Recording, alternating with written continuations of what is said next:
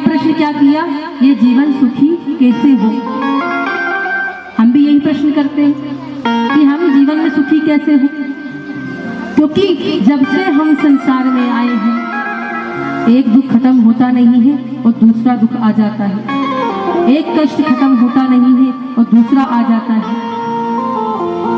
अच्छा एक बात बताओ, यदि आपको पुस्तक खरीदनी हो, किताब खरीदनी हो तो आप कहाँ जाओगे भाइयों, कहाँ जाओगे पुस्तक के लिए? पुस्तकालय में।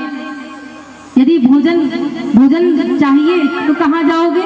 भोजनालय में। ऐसे ही ये संसार एक दुखालय है और दुखालय में आकर के यदि आप सुख की कामना करो तो हमसे बड़ा मूर्ख प्यारे कौन होगा। इस संसार में यदि आप आए हैं तो यदि आप ये सोचो कि दुख और सुख हमें भगवान देते हैं तो ऐसा नहीं है। हमारे जीवन में यदि दुख आया है तो ये हमारे कर्मों से आया है और यदि सुख आया है तो हमारे कर्मों से आया है। यदि आपके जीवन में दुख है, सुख है तो इसका कारण भगवान नहीं है, इसका कारण हम स्वयं हैं। आप सोचो हमारी दिनचर्या क्या हो गई। सुबह उठते से हमें प्रभु को प्रणाम करना चाहिए।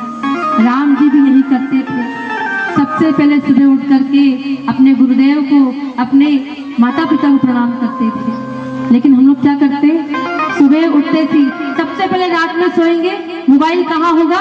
तकिए के पास में। कहाँ होगा? तो सबसे पहले दर्शन होंगे किसके? मोबाइल के।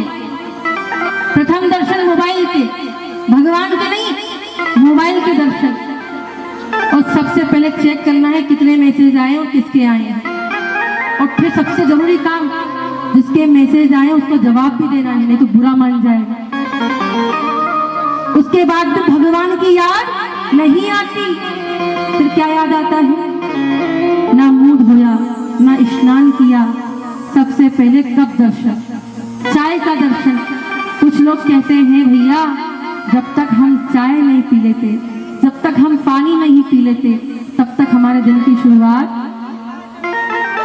अरे भैया, ना स्नान किया, ना अपने भगवान का ध्यान किया और आप क्या कर रहे हैं? सबसे पहले उठ करके मोबाइल का दर्शन और फिर चाय का दर्शन।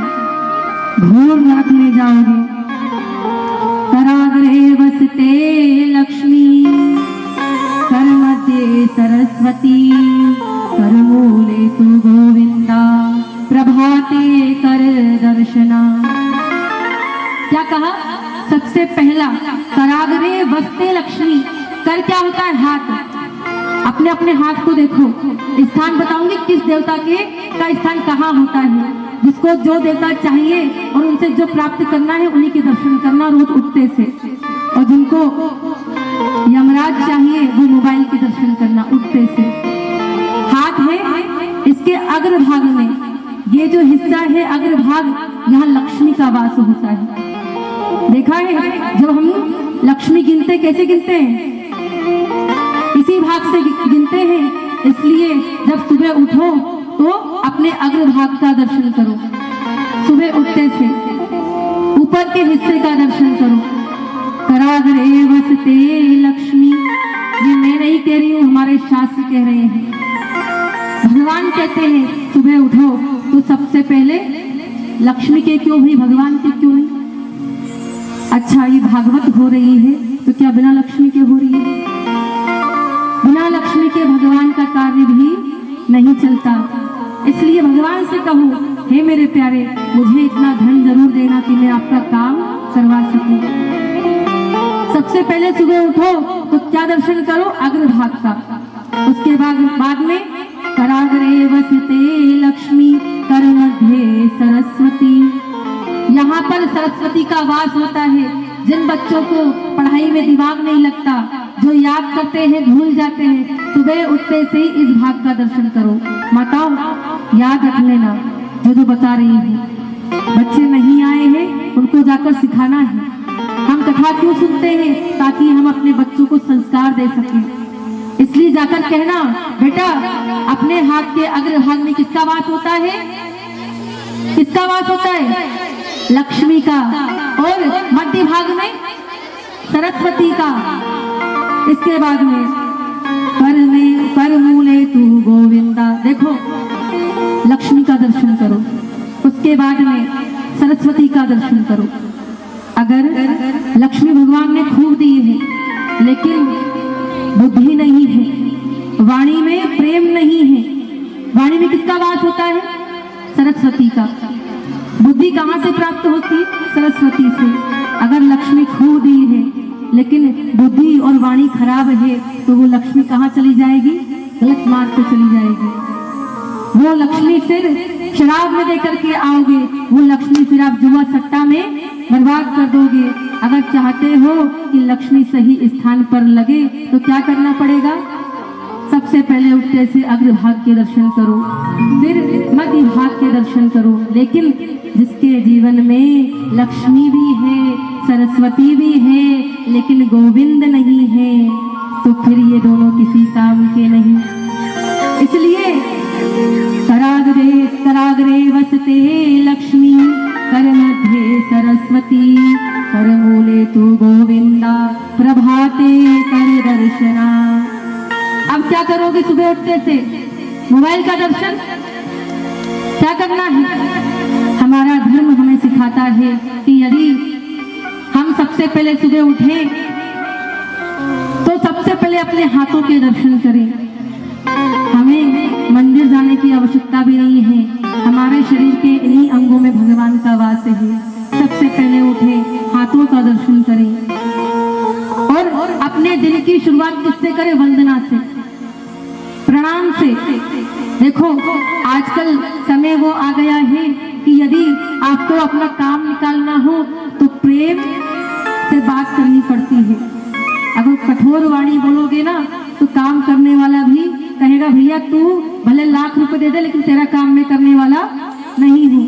तो जो काम प्रेम से बनता हो उसे प्रेम से बनाए।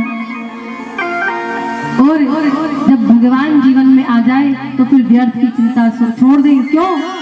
क्योंकि हम भगवान का चिंतन नहीं करते, हम चिंता बहुत करते हैं। चिंता ऐसी डाकनी, चिंता ऐसी डाकनी, काट कलेजा खाए, वैद्य बेचारा कहाँ करे, कहाँ तक दवा कराए।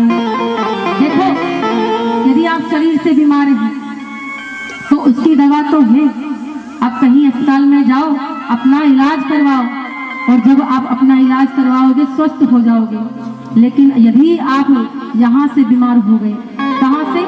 मन से बीमार हो गए और चिंता करते रहोगे तो चिंता ऐसी डाकनी, काट कलेजा खाए, और वैद्य बेचारा क्या करे और कहाँ तक दवा लगाए। इसलिए चिंता मत करो, जो भगवान का चिंतन करता है उसे चिंता करने की आवश्यकता नहीं होती। अच्छा कहोगे दीदी जब चारों ओर से परेशानी हो तब क्या करें? तब तो भगवान काम नहीं आता। ऐसी स्थिति में क्या करें? एक सुंदर प्रसंग, एक हिरण थी। कौन? हिरण। गर्भवती थी, उसका शावक, उसका बच्चा जन्म लेने वाला था। जंगल में चारों ओर घूम रही है। उसने सोचा कहाँ इसे जन्म दूं, तो एक स्थान पर जाकर खड़ी हुई, देखा पीछे खाई है, पीछे जा नहीं सकती। उसकी समस्या सुना, क्या समस्या है? संतान जन्म लेने वाली है, पीछे खाई है, पीछे जा नहीं सकती। अब कहोगे दीदी पीछे नहीं जा सकती, आगे चली जाए। उसने भी यही सोचा कि आगे चली जाऊं, लेकिन जब आगे जाने लगी तो सूखी घास थी जंगल की, उसमें आग लग गई। चार रास्ते होते हैं, आगे, पीछे और दोनों तरफ। पीछे क्या है? खाई है। आगे क्या है? घास, उसमें आग लग चुकी है। अब उसने सोचा कहाँ, क्या करूं, कहाँ जाऊं? तो सोचा इस तरफ जाऊं। जब इस तरफ जाने लगी तो एक शिकारी उसको मारने के लिए तीर लेकर खड़ा हुआ था। इधर जा नहीं सकती, अगर जाएगी तो वो शिकारी उसे मार देगा। चार रास्ते थे, तीन बंद हो गए। एक पीछे खाई है, एक आगे आग लगी हुई है, एक इधर शिकारी खड़ा हुआ है। अब कहोगे दीदी एक रास्ता और है, वहां चली जाए। उसने भी यही सोचा। जब जाने लगी तो देखा वहां एक भूखा शेर खड़ा हुआ है उसे खाने के लिए। चारों तरफ समस्या है।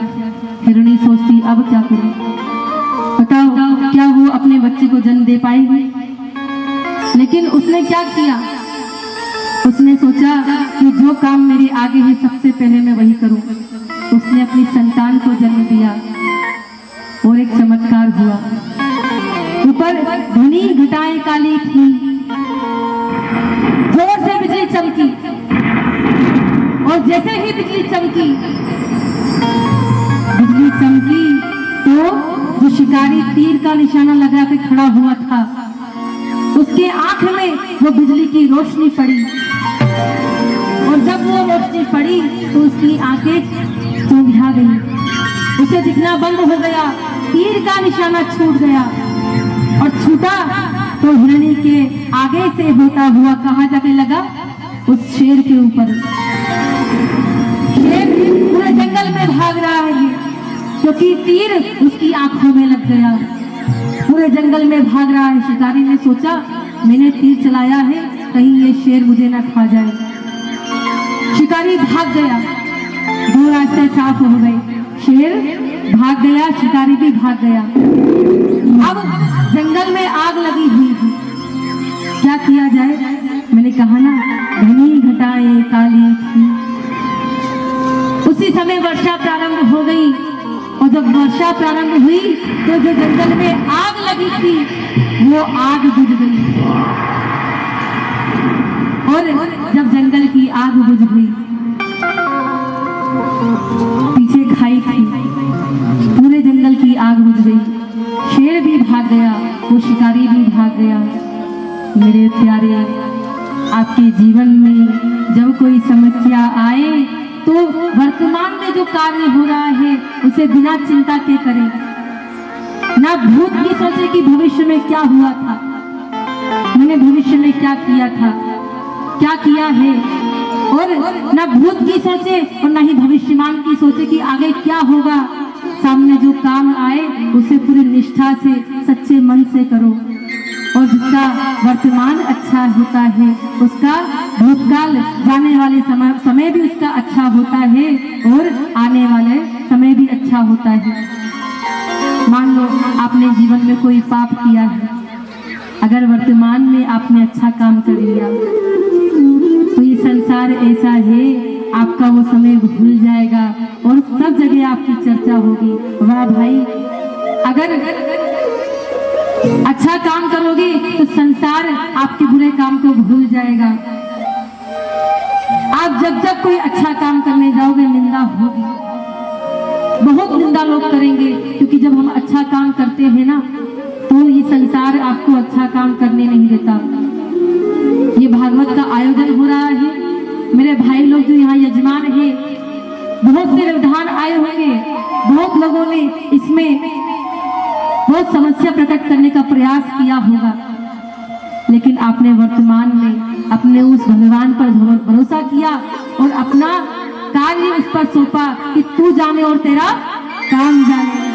और जब हम अपना काम भगवान पर सौंपते हैं तो जो निंदक आज आपकी निंदा कर रहे हैं, जो आज आपकी टांग खींच रहे हैं, इसे आगे नहीं बढ़ने देंगे। एक दिन वही जब आप सफल हो जाओगे, जब आप जीवन में आगे बढ़ जाओगे, कुछ बन जाओगे, तो वही लोग आपके आगे पीछे डोलेंगे और जो आज आपकी निंदा कर रहे हैं। कई लोग कहते हैं दीदी हम कितना ही अच्छा काम कर ले, कितना ही अच्छा काम कर ले, लेकिन फिर भी लोग हमें बुरा ही कहते हैं। उनको इग्नोर करो, क्या करो, अनदेखा करो, उनकी सुनो ही मती। और जब आप उनको अनदेखा करोगे और आपका वो कार्य सफल होगा तो एक दिन वही लोग आपकी तारीफ भी करेंगे, क्योंकि कई बार संसार आपको बार बार चोट देता है। निंदक नियरे राखिए आंगन कुटी छवाए। जब आप संसार के लोगों पर ध्यान नहीं देते हैं फिर भी अपना अच्छा काम करते रहते हैं तो चाहे संसार के लोग आप आपका अच्छा काम देखे ना देखे, लेकिन भगवान आपके उस अच्छे कार्य को अवश्य देखते हैं।